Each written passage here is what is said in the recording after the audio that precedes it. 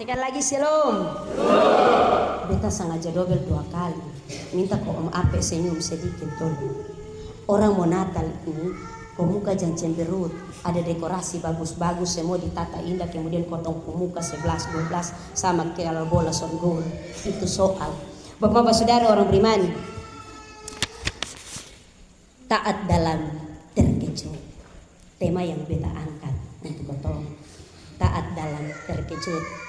Tentunya Bapak-bapak saudara, ini merupakan firman Tuhan pada Adventus keempat kemarin. Tetapi kemudian firman Tuhan ini memiliki refleksi dan makna iman yang terlalu sangat luar biasa terhadap panggilan iman setiap orang percaya. Dan panggilan iman setiap orang percaya itu kita dipanggil untuk memilih. Tetapi terkadang bahwa dalam memilih kita diperhadapkan dengan kejutan-kejutan untuk kemudian harus berpikir 2 kali, 3 kali untuk menyatakan kotongkung pilihan. Bapak-bapak saudara orang beriman, kalau kotong omong pilihan, biasanya kalau anak umur 17 tahun, negara menjamin kebebasan tiap-tiap orang untuk memilih mulai dari dia punya hak hidup, dia punya jodoh, yang mesti dia dong sudah ada jodoh. Jangan cari hal adibut yang mampu ada lihat di mata ekor sana. Sampai dengan hak memilih jodoh kalau seumur 17 tahun ke atas. Karena itu tentunya bahwa hak memilih ini terlalu sangat penting. Kemarin di atas mimbar beta bilang hak prerogatif tiap-tiap orang atau hak pribadi untuk memilih.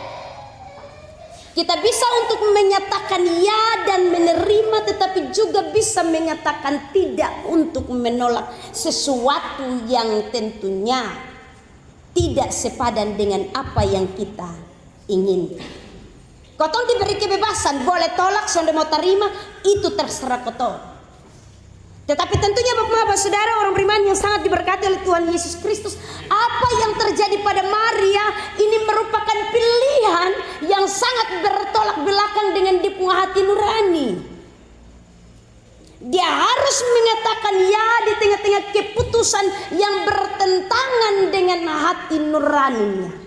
Menyatakan ya kepada sesuatu yang sebenarnya tidak harus dia menyatakan. Kenapa sehingga demikian Bapak-bapak saudara orang beriman? Menyatakan ya kepada keputusan orang lain, kemudian bertentangan dengan kotong keinginan, itu soal, itu masalah.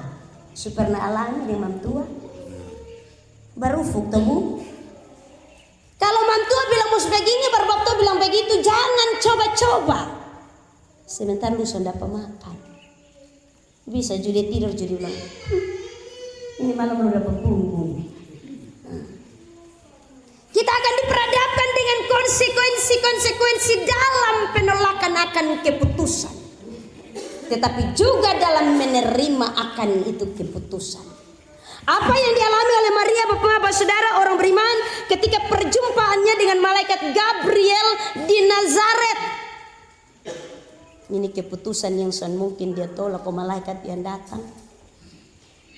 Kalau bupati yang omong ada tolak Om Paul, bukan tong son tolak, apalagi kali ini malaikat yang datang. Tetapi dalam hal ini, dalam kemanusiaan Maria ada hal yang dipertimbangkan. Benar bahwa sapaan itu memberikan bagi dia damai sejahtera, dikaruniai engkau, Tuhan menyertai engkau. Tetapi kemudian Maria disodorkan dengan pilihan untuk menyatakan ya kepada apa yang bertentangan dengan dirinya. Engkau akan mengandung dan melahirkan seorang anak laki-laki, dan hendaklah engkau menamai dia Yesus. Apa kata Maria? Bagaimana mungkin? Ini beta masih nona-nona, ini bu datang suruh begitu. Ini soal diperhadapkan dengan keputusan yang sangat bertentangan dengan nurani. Tetapi dalam semuanya itu Bapak-bapak saudara orang beriman, Maria diberi kesempatan untuk kemudian berpikir 2 kali. Kenapa sehingga Maria berpikir 2 kali? Bapak-bapak saudara, yang pertama, Maria mendapatkan kasih karunia Allah. Pada saat itu tidak semua orang mendapatkan kasih karunia Allah. Maria diberi kasih karunia Allah yang begitu luar biasa. Sampai semua orang pada masa itu dapat berjumpa dengan malaikat Tuhan. Tetapi Allah memiliki rencana yang besar bagi Maria dan juga bagi kehidupan imannya dengan Tuhan. Karena itu perjumpaan itu membawa kasih Allah berjumpa dengan Maria. Itu hal yang pertama. Hal yang kedua, kenapa sehingga Maria tidak menolak? Karena ini merupakan panggilan iman.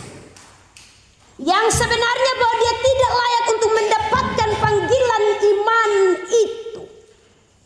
Ini merupakan inisiatif Allah. Tetapi dalam panggilan itu Maria tahu bahwa Allah sudah memilih dia jauh sebelumnya. Allah sudah memilih jauh sebelumnya. Dia sudah menetapkan jauh sebelumnya. Karena itu dia memilih Maria kepada panggilan iman ini. Bukan karena Maria yang bilang, ingat tuh sebentar pilih beta. Nah, ini bukan mau pemilihan presiden, kau datang ke staf bilang ingat tuh. Coblos pepung nomor. So, Allah berinisiatif sehingga Maria memenuhi panggilan itu. Yang ketiga, Bapak saudara orang beriman, apa yang dilakukan oleh Maria? Berbicara soal iman dan ketaatan. Omong soal iman Maria, tetapi juga omong soal ketaatan. Berbicara soal iman ini bukan hal yang gampang, hal yang sepele. Kotong yang surambut mau faksa kalau omong soal iman ini, kadang-kadang juga kotong bangun lari toh. Amin.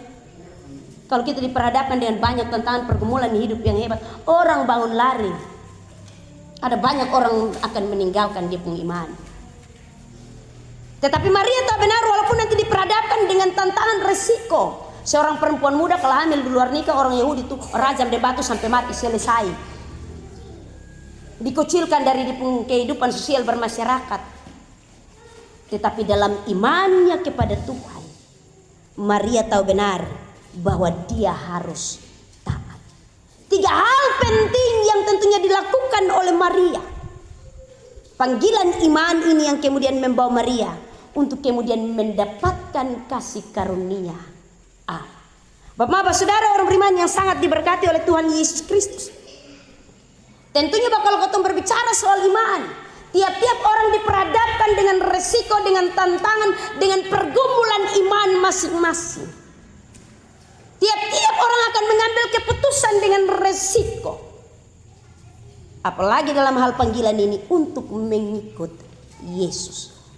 Ini bukan hal yang gampang Ricky Ledo. Bukan hal yang gampang Adibu. Bukan hal yang gampang Ingrid. Ini bukan hal sepele karena orang lain subsidi, kotong bolong sidi padahal sutua bangka.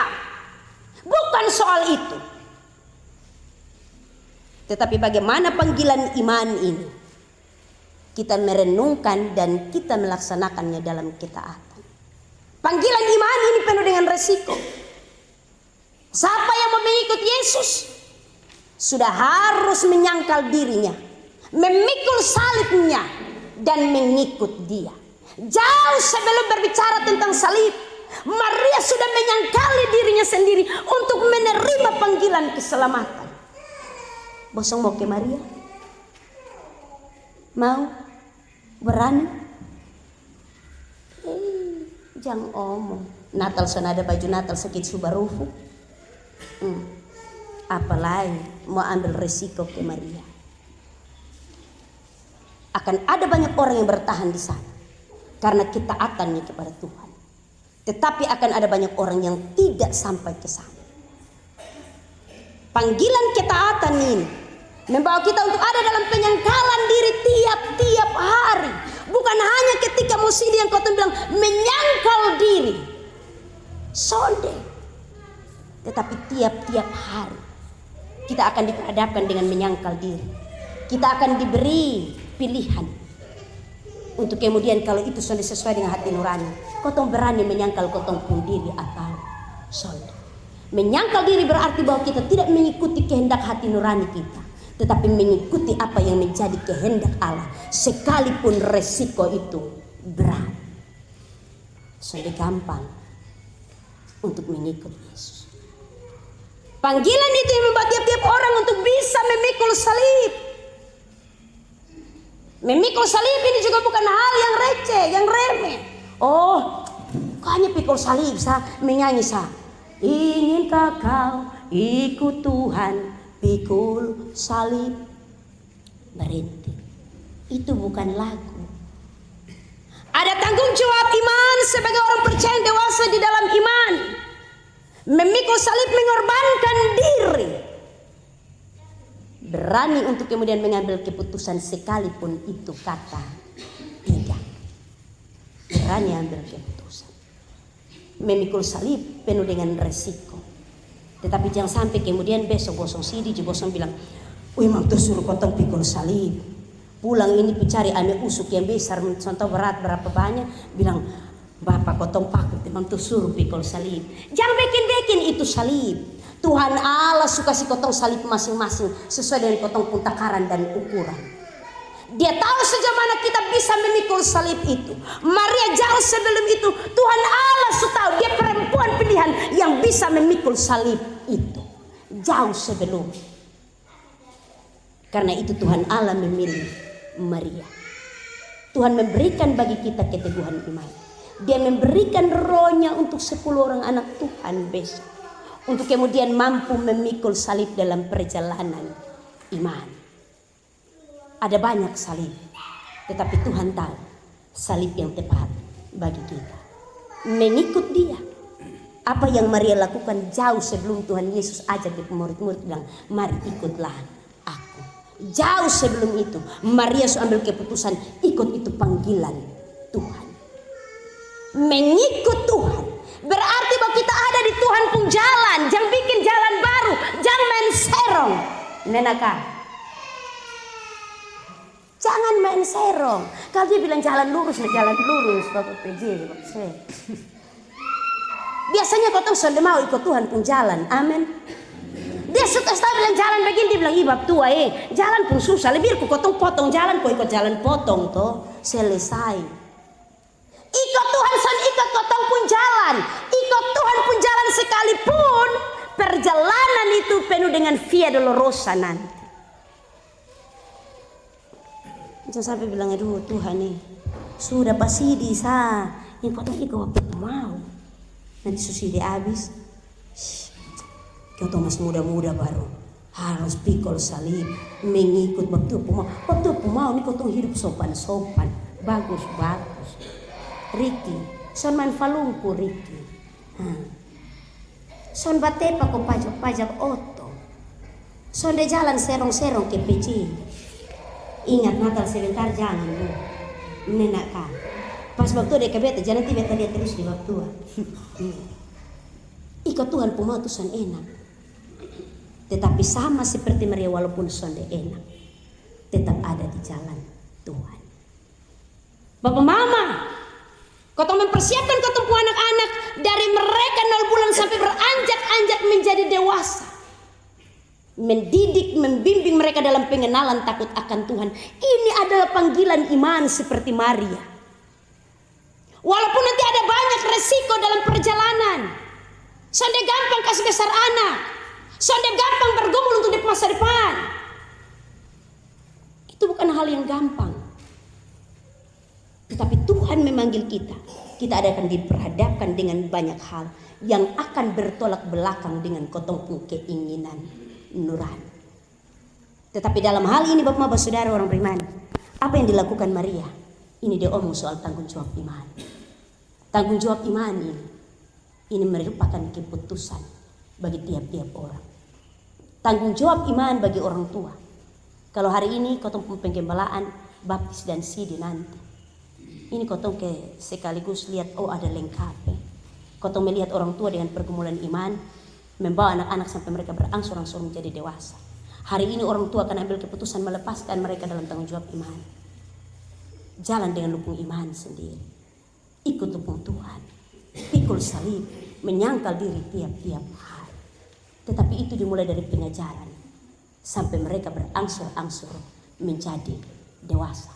Kalau dia pun bapak mama suka setuju itu teladan, dia pun anak-anak akan ikut itu teladan.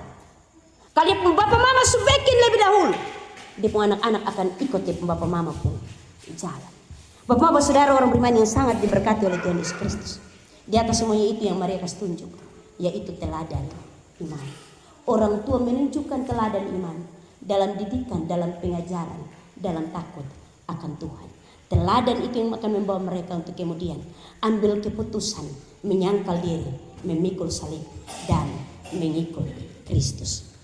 Mari kita mempersiapkan diri kita dalam panggilan iman, baik dalam peneguhan siri pada hari esok maupun dalam pelayanan sakramen baptisan kudus. 8 orang anak Tuhan akan dimateraikan menjadi milik Kristus, tetapi juga 10 orang anak Tuhan akan berjalan dalam kedewasaan iman bersama Kristus. Tuhan memberkati kita dengan firman-Nya. Terpujilah nama Tuhan Allah kita. Amin.